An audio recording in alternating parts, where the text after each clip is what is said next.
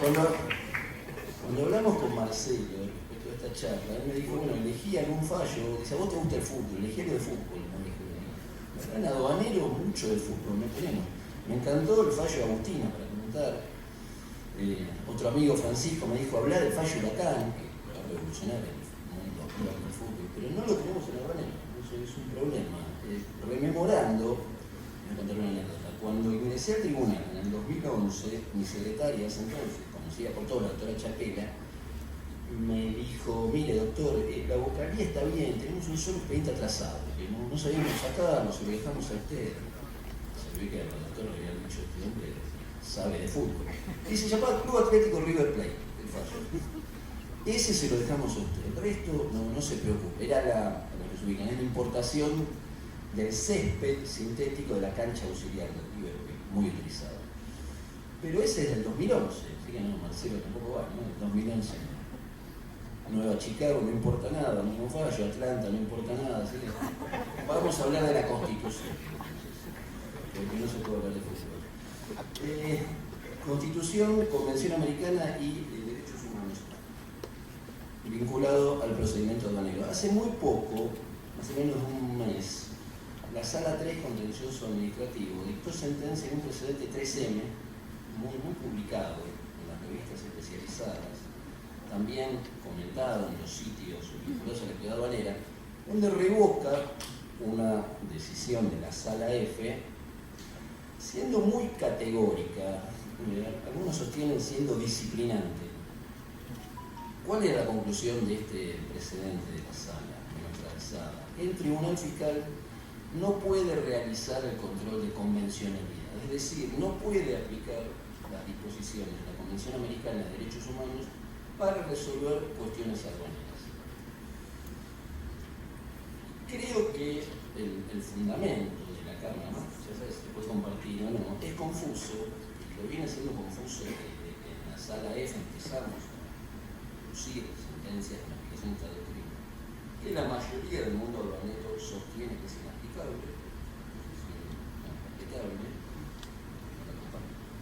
más la combate ética y jurídica,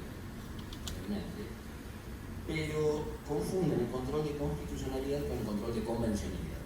Es decir, si el Tribunal Fiscal no puede hacer el control de constitucionalidad porque la ley lo prohíbe y porque además es un organismo administrativo, tampoco puede hacer el control de convencionalidad. Si no está habilitado para hacer un control, tampoco puede hacer el control. Además, el Código Aduanero, como la ley 11.683, tampoco lo facultan a hacerlo. Y estas dos posturas de la Cámara entran en crisis con varios postulados que nosotros siempre debemos garantizar, debemos respetar. Es más, con postulados educativos en los cuales hemos sido enseñados en la facultad. Vamos a empezar por lo que sí se aplica y nadie discute, que es la Constitución. Bueno, la Convención no se aplica para resolver conflictos aduaneros, porque no está en el Código Aduanero. La Constitución se aplica. Todo el mundo diría que sí, y no excepcionalmente. Lo primero que tenemos que aplicar para resolver un conflicto es la Constitución y después las leyes interiores, como una de ellas es el Código Aduanero. La Constitución, en primer lugar, nos manda a afianzar la justicia en el preámbulo. Esto lo deben respetar todos los ciudadanos de este país, todos los habitantes, ellos que están viviendo, no solo quienes ejercemos la función jurisdiccional judicial. ¿Qué tipo de justicia queremos? ¿Qué significa afianzar la justicia? Simplemente aplicar las previsiones del Código Aduanero del 11.683, primera pregunta. Segundo fundamento, la Constitución cambió, lo sabemos todos, en el año 94. O sea, no se pueden resolver conflictos jurídicos en la actualidad sin analizar el nuevo paradigma constitucional. Y lo saben, en el artículo 75, inciso 22, la Constitución incorporó diversos tratados de derechos humanos. El más importante, no el único, el que resulta de mayor aplicación, el más afín a la materia tributaria, que es impositiva, como aduanera, es la Convención Americana de Derechos Humanos. Ahora, la Convención Americana de Derechos Humanos se nutre de tres componentes. En primer lugar, la letra de su articulado, Pacto de San José. Pero además, existen dos órganos dentro de la Comisión, una es la Comisión Americana de Derechos Humanos y el otro es la Corte Interamericana de Derechos Humanos, cuyas sentencias, lo dice el artículo 68, son obligatorias para los países signatarios del pacto. Tenemos que saber más o menos qué es lo que dicen estas sentencias. No está en el Código Aduanero esto, es verdad, pero no podemos prescindir de su articulado ni de las decisiones de la Corte Interamericana para resolver cualquier tipo de conflictos, no solo los conflictos penales, como se malentiende mayoritariamente en la fase penal en nuestro país. Ahora bien, esta doctrina del control de convencionalidad, que la Sala dice que no podemos hacer, y que en la historia del tribunal solo lo ha hecho la Sala F, fue creada por la pluma brillante de su entonces presidente, fue Sergio García Ramírez, doctrinario de México, hoy ya no está entre nosotros, y toma mayor fuerza a partir del año 2006, en un caso que se llama Almonacid Arellano, contra Chile. No voy a mencionar el caso, pero esta doctrina fue profundizada por la propia Corte. Es decir, empieza siendo una disidencia de Sergio García Ramírez y después lo adopta la propia Corte como criterio mayoritario. Y unánime, criterio progresivo en el cual nunca se ha dicho nada en contra. No hubo una postura superadora que dejara sin efecto las previsiones convencionales a la interpretación de García Ramírez y del resto de sus colegas. En los años 2009 y 2010, la Corte también se preguntaba lo que se pregunta a la Cámara, en la Sala 3, lo que se pregunta también a la doctrina tributaria. Pero esto, ¿va para cualquier expediente o solo para los casos penales? En segundo lugar, ¿y quién puede hacer el control? Lo pueden hacer los jueces del Poder Judicial. La mayoría, ustedes me conocen, saben que no son jueces, tales, no sé bien qué significa, pese a que no integramos el Poder Judicial, pero dictamos sentencias. Más allá de eso, la Corte lo clarifica en 2009 y en 2010, en los casos Montiel García, Montiel Flores con México y Hellman con Uruguay. Dice, no solo los jueces, sino todos los integrantes de órganos vinculados a la administración de justicia, aún no interna del Poder Judicial, tienen el deber, no dice que lo hacen de onda, lo hacen si quieren, lo hacen si tienen ganas, tienen el deber de efectuar un control de convencionalidad. ¿Y qué es esto del control de convencionalidad? Bueno, evaluar si las normas internas, Código Aduanero es una norma interna, la 11683 también, las recomendaciones y decretos del Poder Ejecutivo, las tributarias, por supuesto también, están en contradicción con el pacto o no. Y si están en contradicción con el pacto, no deben aplicarlas, sino deben postular la aplicación de la doctrina convencional por postular una garantía mayor en el ejercicio del derecho de defensa.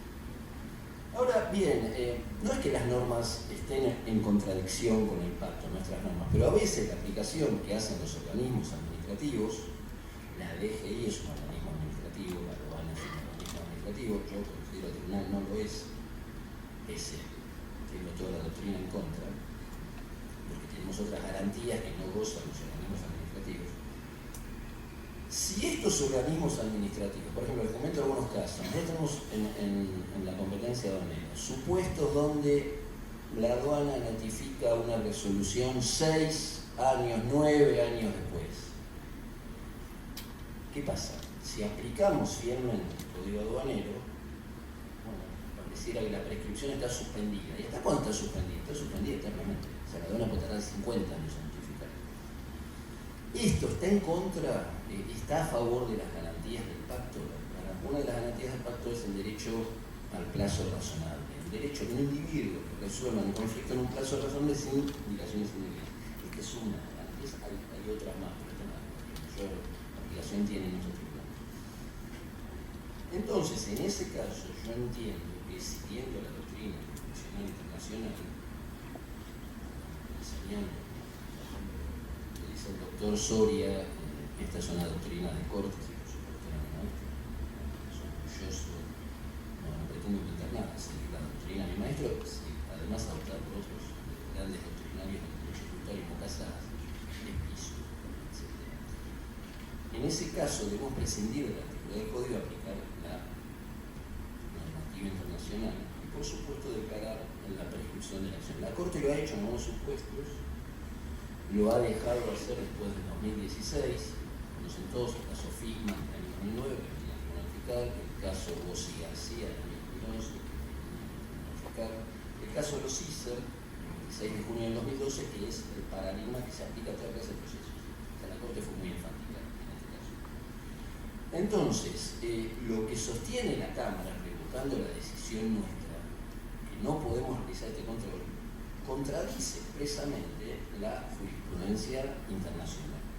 Jurisprudencia esta, que el artículo 68 del pacto, y Argentina lo ha suscrito y no ha hecho reservas sobre el particular, sostiene que es obligatoria. Después podemos debatir, es obligatoria para el caso concreto, es obligatoria para el país, es obligatoria para todos los países. Hay diferentes posturas jurídicas, lo que no podemos hacer es dejarla sin efecto. O sea, la aduana tarda 9 años en notificar una resolución, hemos tenido. Nosotros no hacemos nada. Decimos, está bien, aplicamos mecánicamente el código aduanero. Yo entiendo que esa no es la tarea del juez. Nosotros debemos, a la vez que nos servimos del cargo, obviamente nos sirve a nuestro desarrollo humano en particular, económico, debemos servir al cargo, pero debemos servir con todas las herramientas de la Constitución y de la Convención.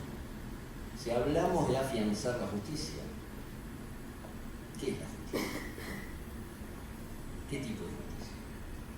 Hablamos de la justicia tributaria. Bueno, hay muchas definiciones de justicia. Ya Platón, en República, en los libros 1 y 2, ya avanzó demasiado sobre el tema, todos los doctrinarios del derecho romano, incluso de la facultad, etc. Voy a tomar una definición de la Corte, que me gusta, una de las últimas. Dice que es una virtud al servicio de la verdad. Esto lo ha dicho la Corte a partir de un voto del doctor Fines. Entonces, si es una virtud, las virtudes no pueden ser limitadas, menos por derecho, o sea, infraconvencional, infraconstitucional. ¿Qué virtudes conocen ustedes? El honor, la verdad, las que ustedes, el amor, que es una virtud.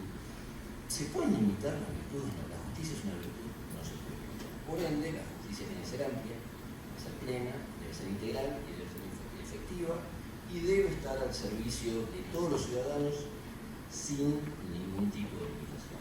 Entonces, no coincido con este fallo, voy a seguir en la medida que se pueda aplicando la doctrina convencional, que no se puede hacer control de constitucionalidad, porque nosotros tenemos un plenario y una competencia aduanera que así lo impide, no significa que no se pueda efectuar el control de convencionalidad, porque ¿qué nos han enseñado en la facultad? Lo que no está prohibido como está. No hay una prohibición expresa para hacer control de convencionalidad. Entonces, entiendo que lo que no está prohibido, claramente está jurídicamente permitido. Este es el fallo que yo les quería comentar, la posición de la sala en la materia.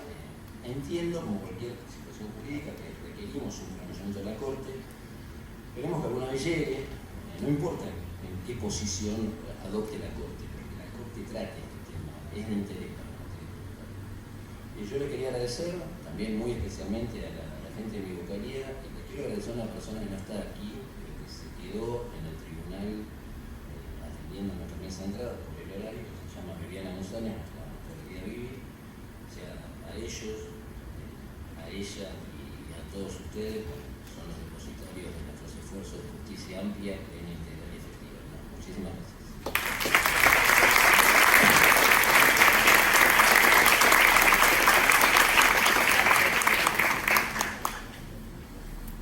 Les voy a confesar algo. Esto es muy incómodo, estos sillones. La verdad que no porque uno le ve las medias al doctor Alvarino, sino porque realmente uno se sienta aprisionado. Y ante todo, buenos días, muchas gracias por venir. Se fueron varios de los dispositivos, porque uno dice tribunal fiscal integrado, creo que empezamos a atacar. No nos sentamos y se fueron. Pero con Pablo tenemos muchas cosas en común, nuestra concepción de qué es, cuál es nuestra misión. Eso nos une tanto como nos separa su gusto futbolístico, si eso es buen gusto. Y creo que es muy importante, o por lo menos para mí, para los resulta sumamente importante reconocer. Hoy cuando entraba a este edificio creo que muchos de ustedes tuvieron esta sensación de cuánto tiempo pasó desde que fuimos. Y por la gestión de Rubén Marcheschi y la gestión de Miguel Lich, hoy estamos acá cerrando un año judicial con logros que parecía hace 2, 3 años. Esto es inédito. Tan inédito como yo recuerdo siempre a mi padre, lo tengo muy presente, era fanático de Boca, una persona de bien. Que cuando uno se sentaba a charlar con uno de fútbol, con un señor mayor de fútbol, que recitaba de memoria el plantel de Boca Juniors del 65, te va Ratín, yo la verdad que no me acuerdo tanto como mi padre se acordaba. Pero, ¿por qué lo traigo a colación? Porque es la primera vez en 14 años, Pablo, 13, estamos próximos a cumplir 14, podemos llegar a abril, que puedo nombrar a mi personal, que me acompañan, a mis colaboradores, los puedo nombrar a todos, ya por segundo año consecutivo. Denis Lukin, mi secretario de Estado, hemos hablado tantas veces de la cantidad de gente que fue quedando en el tiempo, que se fue yendo por, básicamente, los malos salarios, yendo a la aduana y al Poder Judicial como la meca. Pablo, Florena, Romina, Sofía. Puedo notarlos. Esto realmente marca una diferencia a destacar en los tiempos que corren de este tribunal fiscal que tenemos hoy, con inteligencia artificial, con ascensores que funcionan con un edificio propio. Esto realmente hay que reconocer y destacar cuando las cosas se hacen bien y no quedarnos con la permanente crítica. Esa permanente crítica que hemos hecho desde la sala F, no sistemáticamente, tampoco en abstracto como crítica, sino desde un aspecto que creo que es central, que no lo hemos compartido, es educar. Educador no soy, pero trato de serlo. Y cuando yo a la noche llego, traje una aplaudidora que realmente creo que ahorita aplaudí fuerte. Clara me pregunta a la noche, papá, ¿y hoy qué hiciste? ¿Hoy cómo fue tu día? Contame un caso. Cuando empiezo a contar un caso, me retrotraigo a antes de que ella naciera, tiene 12 años. En particular, que estábamos hablando de ¿qué te parece de qué vamos a hablar cuando el doctor Preter, gran baluarte del tribunal, dice, tiene que hablar de un fallo novedoso? Sí, novedoso en algún aspecto porque lo sacamos hace poco, pero la temática se repite. Y no es a gracia de quien firma tener que revocar un 70, un 73% de lo que realiza el fisco.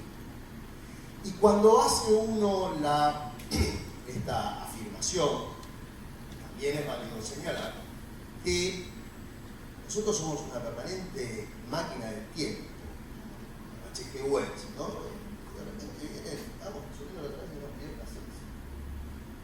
A mi hija le digo que un videocassette que me queda mirando y me dice, ¿qué es eso, papá? Bueno, eso es lo que tenemos para resolver ahora. ¿Esto qué denota? Justicia dentro de la justicia, y aún así tratamos de hacer justo, muchas veces, como bien dice Pablo, ampliando el concepto de derecho más allá de la determinación normativa. Animarse a pensar en derecho implica asumir riesgos. Y como bien decían también los colegas de la competencia impositiva, no siempre cae en gracia.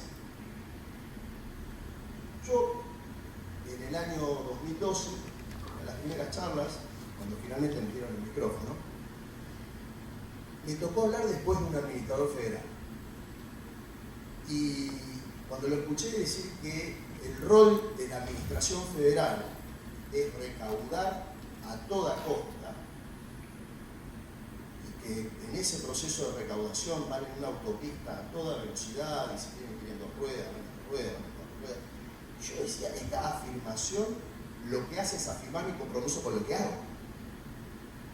Porque en definitiva, lo que nosotros somos es una contención a la ansiedad del organismo recaudador para percibir los tributos. Y en el tribunal fiscal el contribuyente tiene esta pausa en un marco de excelencia, de competencia exclusiva, de reconocido brillo e independencia, porque esto es central. La independencia del tribunal, que es hacia donde nosotros debemos permanentemente regar. Tenemos que consolidar esa independencia que asegura la imparcialidad. Porque el contribuyente sabe que cuando viene al tribunal va a tener una respuesta. ¿Cuándo? Bueno, ahora más rápido que antes. Y fíjense, es notable, cuando uno analiza un caso, y vuelvo, que es el blanco y negro, ¿de qué va a hablar? Mira, me parece importante que nosotros marquemos un hito respecto de cuál fue el rol que nosotros asumimos desde que entramos. Pablo, ¿qué teníamos nosotros? ¿Te acordás? Me decía, estos chicos tienen mucha imaginación. Eso se decía, lo hemos escuchado de puertas afuera. Y eso que parecía imaginación hoy es una realidad. Hemos declarado, hemos generado novedades, se ha avanzado muchísimo. Desde la sala F, siguiendo a Pablo en muchos aspectos, hemos sido precursores y asumiendo que hace 2 meses sale la sala tercera a adoctrinar. Pero bueno, son los gajes y nunca uno debe dejar de hacer aquello de lo que está convencido. Entonces, en esa imaginación y en ese atraso que bien significaba Pablo, dice que yo tengo acá un caso que es una importación temporal del año 99, donde de repente llega al tribunal 12, 14 años después. Para los que no lo saben, en materia infraccional, el código establece plazos, no dice ni máximo ni mínimo, es un plazo de 5 años con un acto administrativo de significancia que se llama apertura del sumario, y después que suspende la pretensión del fisco, la acción del fisco para percibir tributos, y a su vez interrumpe la acción del fisco para imponer multas por 5 años más. La suspensión es indefinible. Entonces, claro, llegó 2 años después, uno empieza a estudiar el expediente, trae las actuaciones administrativas, ya en papel amarillo, casi en papiro, empieza a picar. Cuando uno ahora empieza a picar, esto también es real. Esto es lo único que no extraño del expediente de papel. Y me encuentro con una apertura de sumario con la fecha raspada. Esta no es la primera vez que pasa. Hace 6 años, en similares condiciones, se cometió un acto casi para algunos de locura, probablemente, y dispuse una pericia escopométrica con Policía Federal. El Tribunal Fiscal convoca a la Policía Federal para hacerse, por supuesto, es el Estado trabajando con el Estado. Y determinamos que era todo, se había alterado vilmente, brutalmente. El empleado administrativo, la aduana de aquel entonces, siempre volvemos al pasado, se le estaba prescribiendo. Dijo, no, a ver, tengo que cumplir con las estadísticas, esto es movilizante de muchas cosas, bueno, para cumplir con la estadística cometió un delito. En este caso, advertimos la misma situación, ¿y qué cabe hacer? Declarar la nulidad. Pero ¿qué es lo más importante para mí del caso puntualmente? Que cuando lo hice en aquel entonces hace 8 años en Austral Mar, me apenaron, dijeron que me había excedido de facultades, que el Tribunal Fiscal no podía convocar a la Policía Federal. Ahora me están apelando los honorarios que le regulo al perito de la Policía Federal. O sea, se logra el cambio, es animarse, aceptar la crítica, aceptar la observación. Yo creo que saber la ley no es saber derecho, y que cuando nos advertimos en una situación que de aplicar la norma deviene una consecuencia nociva o lesiva, esa norma no debe aplicarse y tenemos que hurgar hacia el ordenamiento que da la respuesta. Yo tengo la suerte de tener acá 3 colegas, con los que hemos charlado, con colegas aduaneros también, charlamos y mucho para ver de qué manera muchas veces zanjamos la letra de la norma, que es una letra antigua. El legislador, en el año 81, con el Código Aduanero, hablar de un correo electrónico, imagínense, de inteligencia artificial. Y esto me lo decía el doctor Barreira, cuando tuve la suerte de rendir, les cuento.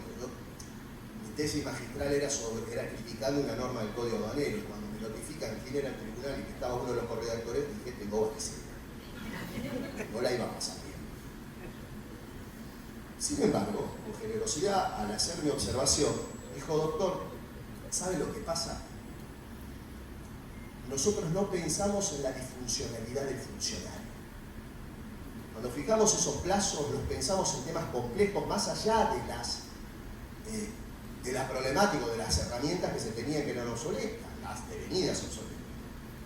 El problema es que aquello que parecía ser excepción, como suele ser en nuestro país, se torna en regla. Entonces nos encontramos con casos que tienen 12, 15 años mayores que mi hija. Ahora, ¿qué hacemos?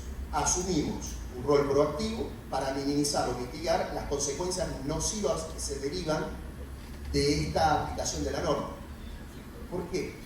Porque en definitiva, nuestro rol es hacer justicia en un tribunal de justicia que funciona dentro del Poder Ejecutivo, pero que sin duda es un tribunal que con su accionar diario hace historia y educa.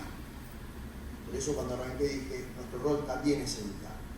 Y todos debemos educarnos manteniéndonos actualizados y por eso también es tan valioso este ofrecimiento permanente que se da desde el tribunal para especializarnos todos. Porque es la única manera, creo yo, de poder voltear aquellos que uno identifica como molinos de viento y lograr de esa manera que el viento sea a nuestro favor y que este tribunal fiscal que todos queremos y que el contribuyente necesita tenga el brillo, mantenga el brillo y aumente ese brillo para los próximos 64, 65 y 100 años. Les agradezco que hayan venido, los dejo en buenas manos. Muchas gracias por venir.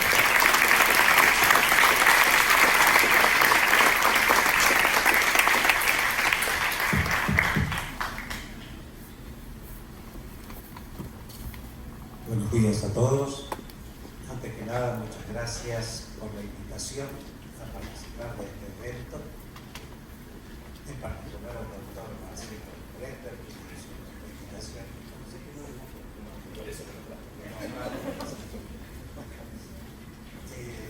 Por haber sido tan permeable con la temática a abordar en la universidad.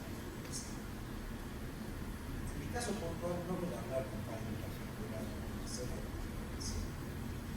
que voy a hablar de muchos marcos en general que pienso voy a hablar del derecho de manera internacional y cómo el derecho de manera internacional incide en la tarea que nosotros realizamos cotidianamente.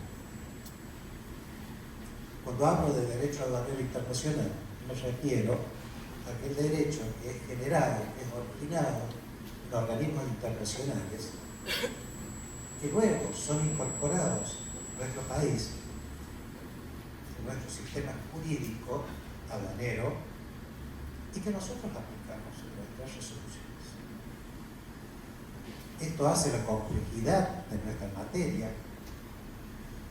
Esto realza la tarea que los equipos de trabajo de las vocalías aduaneras aquí presentes realizan, porque precisamente tenemos una materia técnica.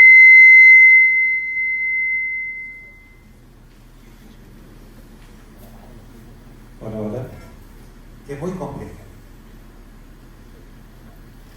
Piensen ustedes que los 3 temas medulares en materia técnica aduanera, esto es clasificación, valoración y origen, los 3 han sido regulados por organismos internacionales e incorporados a nuestro sistema jurídico. Pero no es la única forma de incorporación normativa, hay otras formas. Y cuando les hablo de la incorporación de este derecho internacional en nuestro sistema jurídico, ahí les estoy hablando de sistemas. Entonces aquí quiero hacer algunas aclaraciones conceptuales previas. Primero, mi línea de pensamiento doctrinaria, que en base a la explicación de posición. Yo sigo la escuela de Kelsen, la escuela de Hart, la escuela de Eugenio Gumicín, de Carlos Alchonfón, la escuela de positivista, analítica, de aquí, de la Universidad de Buenos Aires, la Facultad de Derecho de la Universidad de Buenos Aires. Pese a que soy cordobés, sigo la filosofía doctrinaria de la UBA. Pero tenemos nuestros buenos doctrinarios allá. Lo que pasa es que no son muy conocidos. Ricardo Caracho, Ernesto Abril, Carlos Ernst, son todos pensadores de la misma línea de pensamiento que siguen esta y que ven en el derecho no un sistema. Entonces, ¿cómo analizamos este sistema? Porque acá me corro un poquito de estos pensadores que les dije y me voy al epistemólogo argentino Mario Bunge, matemático, físico, filósofo, epistemólogo, que es donde era muy fuerte. Este epistemólogo creó un sistema, un método, perdón, para el análisis de los sistemas.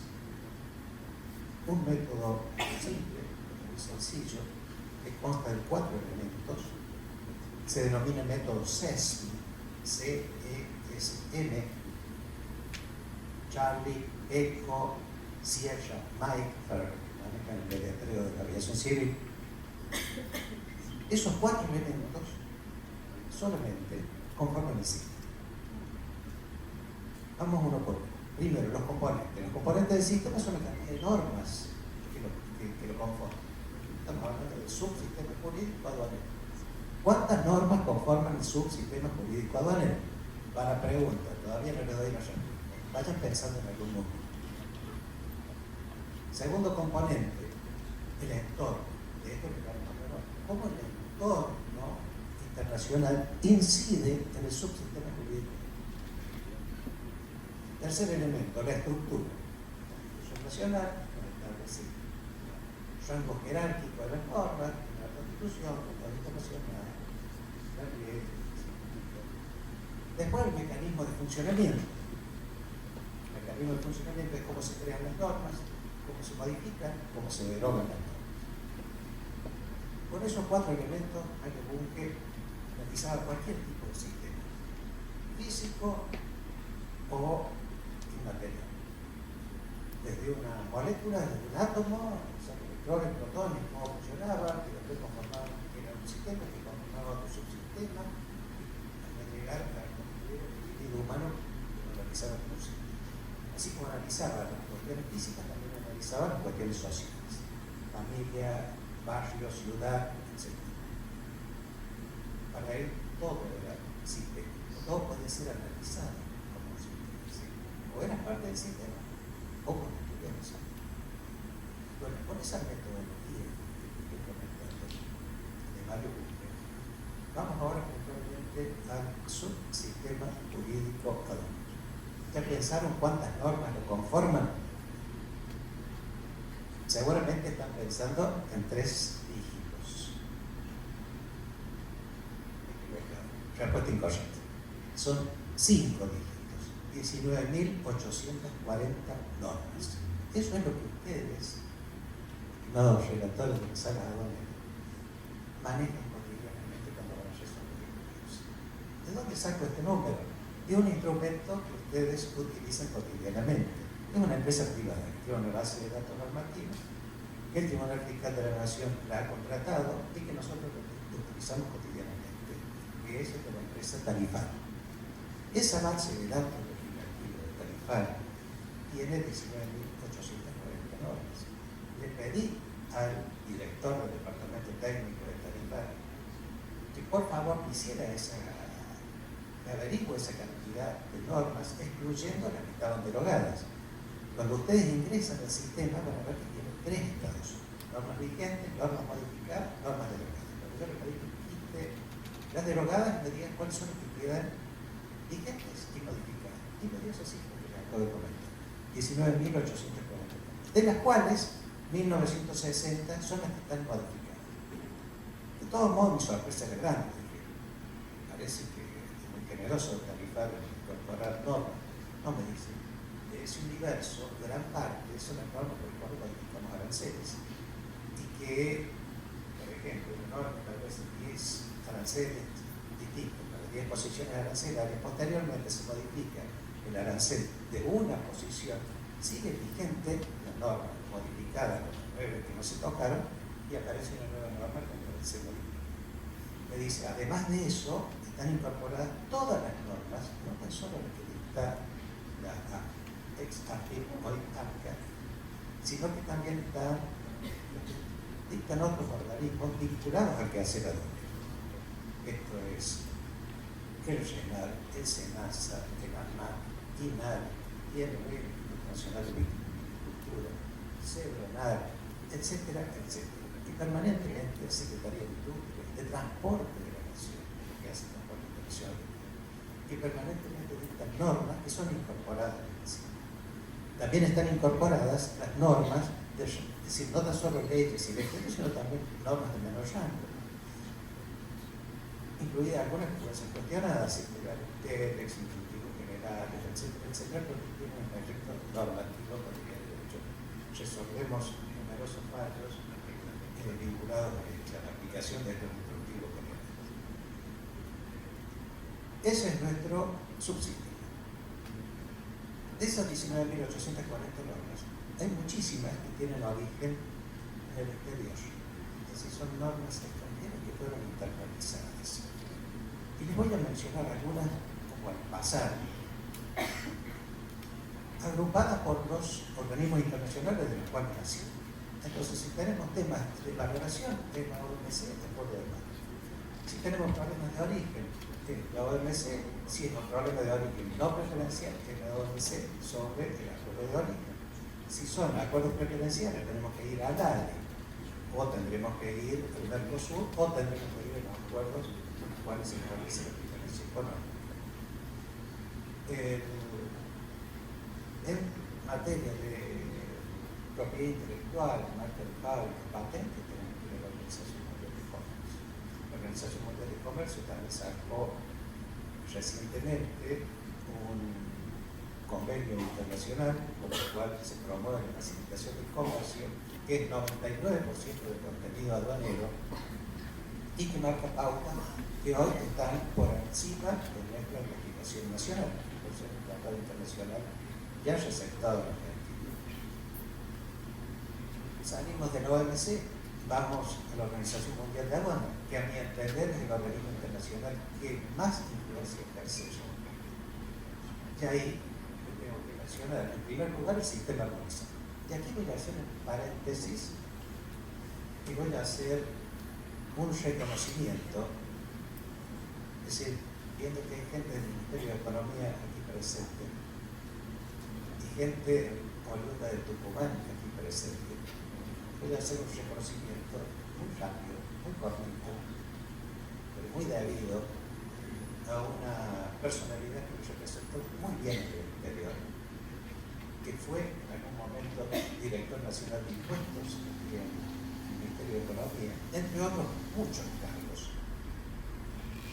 que fue el que hizo la ley del área aduanera especial, que se mantiene incólume, una modificación desde el año 1972. Se puede indicar el lo que quieran, pero el norma que hizo se mantiene inmaculada. Y que realizó muchísimos desarrollos, pero lo principal que quiero resaltar fue que fue el creador del sistema armonizado. Así como están escuchando, ese sistema armonizado que nosotros utilizamos cotidianamente en todas las causas fue creado por un grupo de trabajo que era presidido por un argentino. Trabajaba acá en el Ministerio de Economía y que viajaba a Bruselas en representación de nuestro país. En uno de mis primeros viajes a la Organización Mundial de Aduanas, en una de mis primeras charlas con el encargado de la biblioteca, cuando le digo que soy de Argentina, él no me preguntó por Messi, ni por Maradona, ni por el Papa, ni por Gardel. Él me preguntó por Sortex, porque para ellos era una celebridad. La Organización Mundial de Aduanas le creó un cargo para tratar de captarlo dentro de su grupo de recursos humanos. Un cargo alto, estaba el secretario general de la aduana y él era el cargo de asistente del secretario general. Un cargo que se creó en el año 1977, duró hasta el año 1986 y desapareció. Nunca más ninguna otra persona, ninguna otra nacionalidad le crearon un cargo similar. Realmente una eminencia que nos hizo quedar muy bien internacionalmente y que se merece reconocido. Cierro un paréntesis. Continúo. Les decía, entonces, en la OMA tenemos la influencia del sistema armonizado, tenemos la influencia del convenio de Kioto, tenemos el procedimiento aduanero. De hecho, Sorteis, cuando estaba trabajando en la OMA, fue el que presidió la reunión del Consejo por la cual se aprobó el convenio internacional de Kioto. Y después, viniendo un poco más acá, ya tenemos que involucrarnos en la análisis, tenemos que involucrar en todo lo que son los temas de Mercosur, respecto a los cuales tenemos más de 19 regímenes que están vigentes e incorporados a nuestra legislación. Eso es lo que podríamos llamar derecho internacional incorporado a nuestro sistema de manera dura, es decir, un derecho coercitivo que debemos aplicarlo como parte de nuestro sistema. Pero además de incorporación normativa positiva, tenemos lo que llamamos el derecho blando, el soft law. El mejor ejemplo que tengo de esto son los incoterms. Todos los días, en todas las operaciones aduaneras, estamos utilizando los incoterms. Sin embargo, no forman parte de ningún tratado internacional, no forman parte de ninguna norma. Son usos de costumbres prácticas que nosotros resaltamos y que utilizamos permanentemente. O otra forma de soft law, por ejemplo, son las creaciones que se hacen de adhesiones que los servicios aduaneros hacen a normas que se dictan en la OMA, como por ejemplo el marco normativo 6. De ese marco normativo se han creado una serie de figuras, el operador económico calificado, el mecanismo único, el modelo de datos, la OMA, etcétera, etcétera. Todo eso ha sido resaltado por explicación de la explicación. Si ustedes ven las normas con las cuales se crea, por ejemplo, el figura del operador económico calificado, se remite al marco normativo 6, pero el marco normativo 6 nunca fue internalizado en nuestro país. Bueno, esas son las formas de hablar con el derecho internacional de manera blanda, se permea en el sistema jurídico y hace que nosotros lo apliquemos.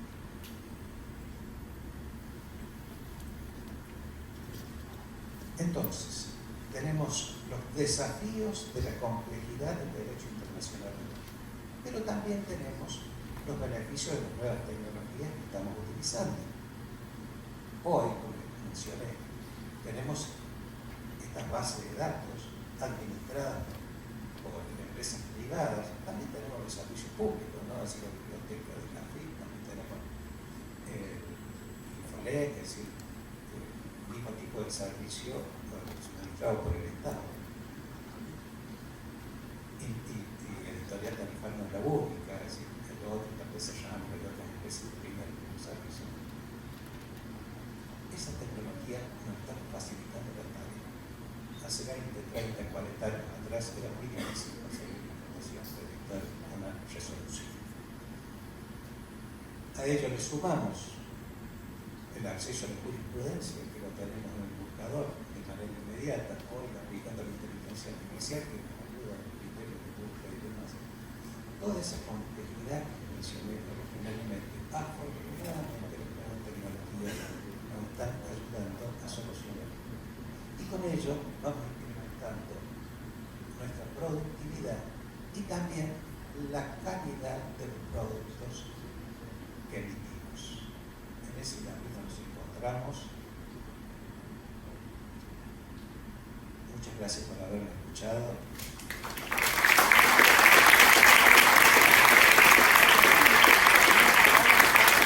Un agradecimiento a todos los que trabajan en las vocalías aduaneras, en particular a la gente que trabaja en mi vocalía.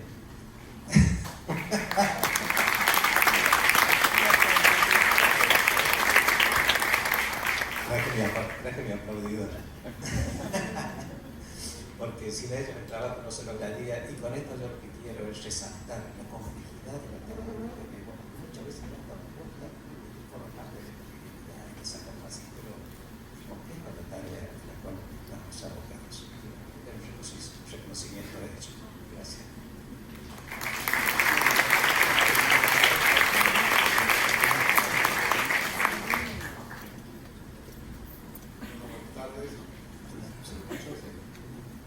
Buenas tardes. En primer lugar, agradecer a Marcelo Wechter, al presidente del tribunal, el doctor Licht, por la invitación a venir a exponer acá en las jornadas. La verdad que es un gusto y un honor estar frente a todos ustedes hablando sobre jurisprudencia en materia tributaria. Me voy a apartar un poco de lo digamos, de mi mesa. Voy a caer del lado de la mesa impositiva, pero sé que lo que voy a hablar es un tema extraño, no extraño, pero a veces no tan frecuentado ni en la área impositiva ni en la área aduanera, que es el precio de transferencia. ¿Y por qué quería hablar de este tema? Por dos motivos. Creo que sobre lo que voy a hablar refleja de modo muy claro, muy manifiesto, la importancia institucional del tribunal fiscal. ¿Por qué?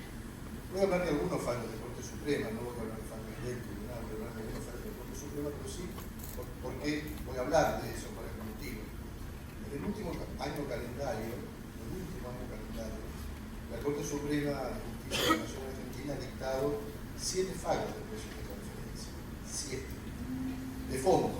Si uno se pone a pensar que la Corte Suprema Argentina, según los años, este año es una Corte por diferentes motivos más bien tranquila, digamos, en su cantidad de fallos de fondo, dicta entre 50 y 100 fallos de fondo. En un año muy excepcional hay 120 fallos de fondo, pero supongamos que estamos en ese promedio. Solamente 7 fallos de fondo de precio de transferencia está hablando de que el 10% de la jurisprudencia de la Corte Suprema Argentina es sobre precio de transferencia. No estoy computando acá algunas otras causas que hubo en materia aduanera y en materia impositiva propiamente, como lo que habló Pablo en su momento, del tema de la deducibilidad de los gastos en empresas productivas de laborales. ¿Qué quiero decir con esto? Es decir, si uno hace esta comparación, digamos, fallos de Corte Suprema que en una cantidad importante provienen de sentencias del Tribunal Fiscal, y analiza ahora que me gustan tanto las estadísticas, esta proporción, se está dando cuenta, claramente está indicando de la importancia institucional en términos de jurisprudencia que tiene el Tribunal Fiscal de la Nación, porque muchas de sus decisiones terminan en la Corte Suprema con un fallo de fondo, es decir, donde a veces confirma y otras veces revisa sentencias. En este último año calendario, la Corte ha dictado una causa muy importante de Vicentín, en la cual confirmó la declaración de inconstitucionalidad del decreto 916 del 2004. Esta no venía del Tribunal Fiscal, porque venía de la Justicia Federal, pero esa decisión se proyecta en prácticamente todas las determinaciones de juicio que se discuten en el Tribunal. Otra causa del fallo Vicentín, de precio de transferencia, muy importante, en cuanto a las decisiones que se traen, porque se está hablando ya sin una determinación que vino del Tribunal Fiscal, favorable del Tribunal Fiscal, confirmada por la Cámara y confirmada también por la Corte Suprema. Caso de Espinosa Moreno, otro caso importante, de Espinosa Oeste, disculpen, una causa en materia de laboratorios, donde la Corte confirma también el fallo, y otra causa de industria automotriz, Volkswagen, donde la Corte revoca la sentencia de la Cámara y del Tribunal Fiscal que viene en el sentido contrario. Esto es simplemente para señalar, digamos, por qué voy a hablar de esto, porque es importante, digamos, en términos institucionales. Creo que es muy importante también para la FIP, cuando, digamos, inicia estas determinaciones de oficio, que son obviamente relevantes, porque la Corte Suprema va dictando sentencias, aún cuando se trata de casos antiguos, que van a ver en el periodo fiscal, no son recientes, sino que son bastante antiguos, pero son claras señales que la Corte va dando sobre materia aduanera. Ha dictado el caso Pioneer, que es sobre precios declarados entre una triangulación de sujetos vinculados, es decir, aunque no quieran decir que el precio de transferencia, no les podemos poner, no podemos tapar el sol con las manos, son precios de transferencia. que se declaran en el campo de valor de mercadería de la declaración aduanera, materia Pampa, que tiene dictamen de procuración, y no sé si no tiene sentencia del corte adhiriendo, no lo tengo claro, pero también, digamos, otra sentencia entre regulaciones entre compañías vinculadas de una multinacional donde se impugnaron los precios, es decir, el Tribunal Fiscal, digamos, cuando uno lo mira vis a vis por la jurisprudencia de la Corte Suprema, es evidentemente un tribunal relevante, porque además después los vocales del Tribunal Fiscal tenemos que mirar con atención qué es lo que la Corte está diciendo para resolver nuestras propias causas que vienen detrás. Así que sirve esto como introducción. Obviamente son muchas las causas, no puedo hablar de las 7, estaría 3-4 horas hablando, me voy a detener en 2, porque me parecen también interesantes a veces para los abogados que litigan cuando uno mira lo que se llama la teoría del caso. Digamos. ¿Por qué? La primera causa, si se quiere, la más, entre comillas, simple, es el producto Roche, laboratorios, periodo fiscal de impuesto a la ganancia del año 1999, estamos en el 2024, que habla un poco de la antigüedad a veces que tienen estas discusiones, y poniendo el título grande al faldo, cuál es cómo se hacen los sumarios de jurisprudencia, poniéndole el título grande al faldo, lo que se discute es, en materia de precio de transferencia, cuál es el método de precios más adecuado a un determinado tipo de industria. El método más adecuado, ese sería el título, digamos. Si yo en una determinada industria, en una actividad, cuál es el método más adecuado a una determinada industria, es una controversia sobre si el contribuyente acertó en aplicar ese método o no. Eso fue básicamente lo que se discutió en Productos Roche. Y como parte del sumario adicional, digamos algo que es muy frecuente en precio de transferencia, pero si se quiere, importancia de la prueba. ¿Y por qué importancia de la prueba? Este fallo es un fallo de la Corte, donde la Corte adhiere directamente al dictamen de la Procuradora General.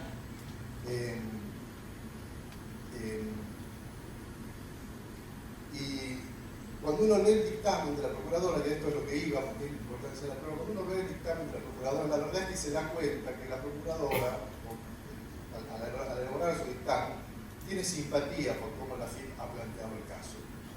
No, finalmente va a salir en contra de la FIP, pero tiene simpatía. Uno lo lee cuando ve cómo está elaborado el dictamen, se da cuenta de eso. ¿Y por qué? El periodo fiscal 1999, para los que tengan memoria, los métodos tradicionales de precio de transferencia son del año 1998 en Argentina, de 25.063. El periodo fiscal 1999 fue el primer periodo fiscal donde las empresas multinacionales presentaron estudios de precio de transferencia. Antes no habían presentado, era una absoluta novedad. Y Productos Roche presenta un estudio donde aplica un método de precio de reventa, aplica eso para su industria.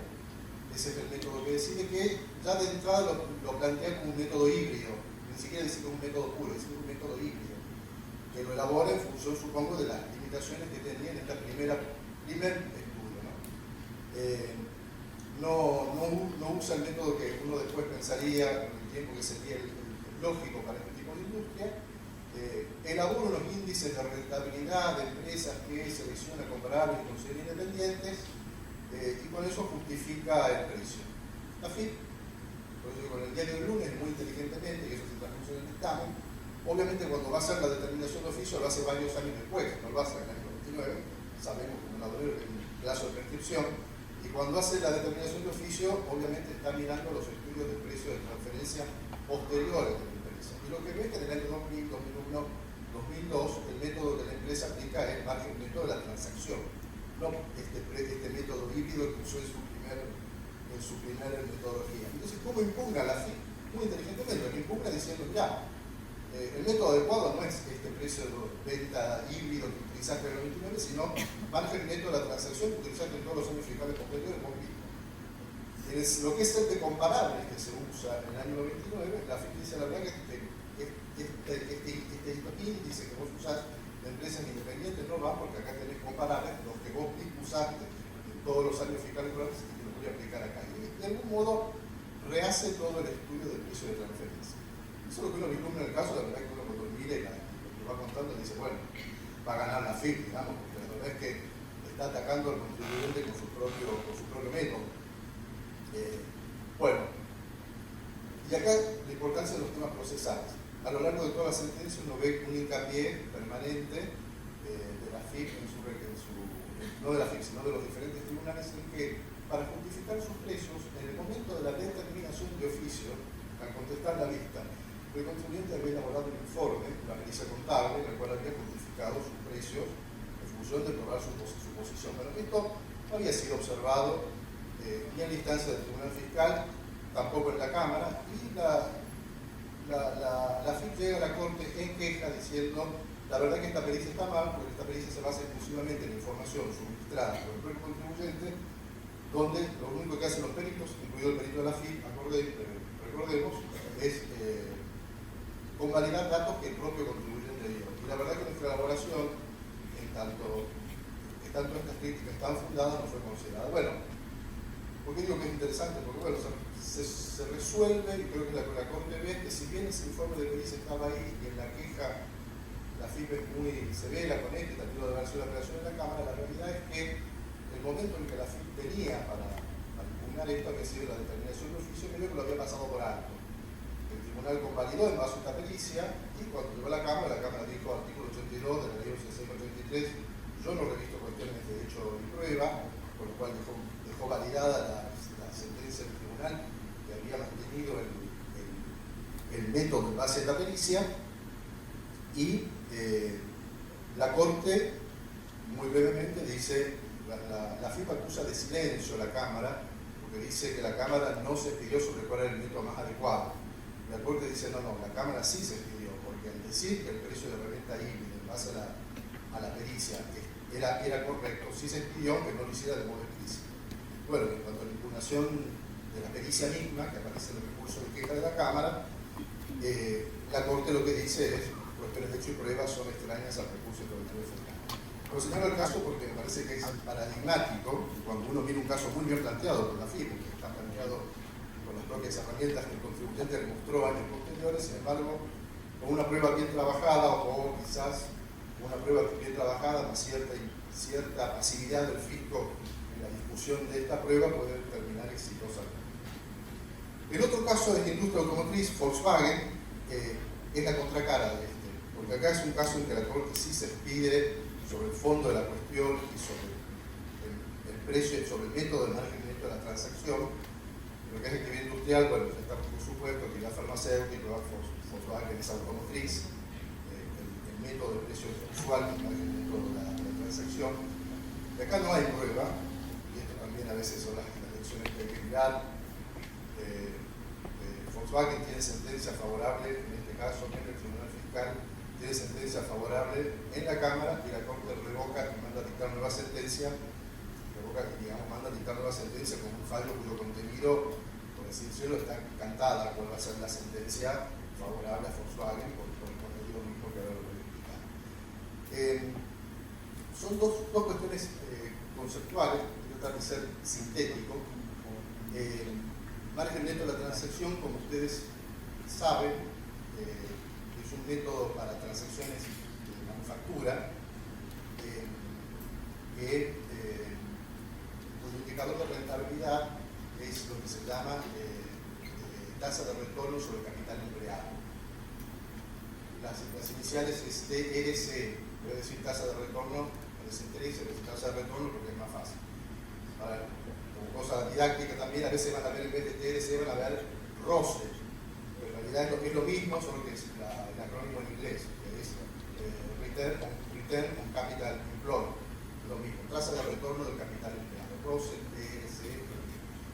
Bueno, ¿qué había sucedido acá? Esta tasa de retorno es un cociente que se usa como para medir la rentabilidad a partir de todas las operaciones del año de una empresa, un cociente entre las ventas y los costos de la empresa. Digamos que el resultado de eso se promedian todas las ventas, se promedian todos los costos y se obtiene esta tasa de retorno que se usa, digamos, en lo que es la metodología de margen neto contra las tasas de retorno, comparándolas con las tasas de retorno promediadas del resto de los comparables que tiene esta empresa para validar sus precios en ese año fiscal. Porque se usa, digamos, las herramientas estadísticas, se produce una mediana, un cuartil superior, un cuartil inferior. Si este índice de tasa de retorno, supongamos, el resultado del cociente es es 4 y el cuartil inferior es 3, está fuera, tiene que ajustarse, digamos, el resultado hasta la mediana en ese momento. Bueno, ¿qué había hecho Volkswagen? Para determinar esta tasa de retorno, en su estado de resultados, había incorporado para su cálculo el resultado, lo había agregado, digamos, si la tasa de retorno, el numerador son los activos y el denominador son los activos y el numerador son las ventas. Si a mí me aumentan las ventas o me aumenta el resultado de las ventas, el denominador activo sigue igual, la tasa de retorno que resulta de esto va a aumentar. ¿Por qué? Porque yo incorporo ingresos, porque si sea por ventas o por cualquier otro motivo. Para calcular su tasa de retorno, Volkswagen la había integrado, había determinado con un resultado que no era resultado operativo, no era sus ventas, sino un resultado porque se había condonado un préstamo. Volkswagen había construido una planta de autos en Córdoba, ese préstamo se había condonado por la casa matriz, y obviamente había generado un resultado financiero con ganancia exponencialmente alto. De hecho, la Corte pone el número en la sentencia, 177 millones de pesos. Si ustedes piensan que estamos hablando de 99, estamos hablando de 177 millones de dólares, que entra como un ingreso financiero extraordinario para calcular su rentabilidad ese año. Claro, al incorporar esto, el resultado de la tasa de retorno se va muy por arriba, y cuando lo mide contra los comparables, donde no había un resultado extraordinario como este, obviamente calificaba perfectamente. Ahora, ¿qué dice la FIP? A ver, dice, y la Corte lo convalida. Tasa de retorno es venta sobre capital. Cuando uno va a la metodología de precios, cuando uno va a la contabilidad del precio, lo que hace la Corte simplemente es aplicar las normas de contabilidad. Dice, a ver, vamos al estado de resultados de cualquier empresa de este tipo. Tenemos primero el estado de resultados, lo que se llama el resultado bruto, después tenemos el resultado operativo y después podemos tener el resultado final donde se incorporan los financieros. El resultado bruto es las ventas menos los costos de producción. No estamos todavía ahí. El resultado operativo, que es el de la venta propiamente, como yo voy a comparar, es el que esté en línea en su fórmula con la tasa de retorno de la metodología de este método de la transacción. El estado de resultados es el resultado bruto, que se obtuvo, digamos, de ventas menos costos, el resultado bruto menos los costos de administración y de comercialización. Entonces, lo que dice la Corte, a ver, la tasa de retorno como índice de rentabilidad en la metodología de margen neto de la transacción se corresponde con el estado de resultados operativos, sin incorporar resultados financieros. Y acá es donde tenemos el tema, digamos, el tema fundamental de esto, que es ajuste de comparabilidad. Porque la Corte va a las normas y dice, es muy importante que los ajustes de comparabilidad en materia de precios de transferencia sean comparaciones homogéneas. Es decir, si no tengo una tasa de retorno que parte del estado de resultados operativos, tengo que ir a comparables donde también donde tengo una tasa de retorno en esos comparables, donde no estoy incorporando ningún resultado neto financiero. La verdad es que esto no es así. Entonces, la Corte, aplicando las normas contables, dice no, la verdad es que la incorporación de este resultado financiero extraordinario con la acumulación del préstamo no corresponde que se incorpore para calcular la tasa de retorno. Y en ese sentido le da la razón a la FIP y confirma el ajuste. Me parece que es un fallo muy importante porque habla de esto, digamos, a veces la lección. Había una discusión donde el contribuyente ha ido triunfando en todas las instancias. En la fiscal, Cámara, el Tribunal Fiscal le dijeron que está bien porque la inversión, digamos, en la planta de Córdoba era para los resultados operativos, estaba destinado a eso. La verdad que el resultado operativo del Estado es el del año, no el futuro, ni se puede pensar en inversión para eso. Y la Corte, bueno, en este sentido le da la razón al contribuyente. El otro ajuste confirma, que tiene que ver con las obligaciones de los comparables. También la FIP se adelanta a lo que es la resolución actual que rige en este tema y establece, que es muy sintético, no voy a desarrollar todo, pero establece que no se puede usar para calcular la tasa de retorno de una empresa en función de sus comparables, no se pueden usar promedios. Es decir, la tasa de retorno de la parte testeada, es decir, del contribuyente que presenta los estudios de precio de transferencia, no se puede usar promedios para llegar a esa rentabilidad. Tiene que ser fundada exclusivamente en los datos del ejercicio fiscal sobre el cual está justificando sus transacciones de precios de transferencia. No puede usar, por ejemplo, ¿qué es lo que había hecho el contribuyente? Sí admite que se pueden los comparables, el set de comparables, usar promedios trianuales, pero nunca en la parte gestional que no tiene hecho aquí. Con lo cual, esto que de hecho fue también la FIP lo remoja y convalide la punta de la FIP, digamos, de toda su extensión, por decirlo así, revocando todas las sentencias anteriores. Esto me parece también muy importante porque creo que como lección para el Tribunal Fiscal es decir a veces, bueno, tengamos presente a veces qué tan riguroso es el tema contable y el tema de las metodologías en su ortodoxa, porque el contribuyente la verdad que estuvo varios años litigando y terminó de repente con una sentencia de corte que dio vuelta todo hacia atrás a favor del fisco. Me imagino esta sentencia de agosto, seguramente debe estar la empresa regularizando la deuda en el actual moratorio. Bueno, quería dar algunos casos concretos, hay varios fallos más este año, aconsejo mucho a todos que los lean y les agradezco enormemente la atención. Espero que se me permita.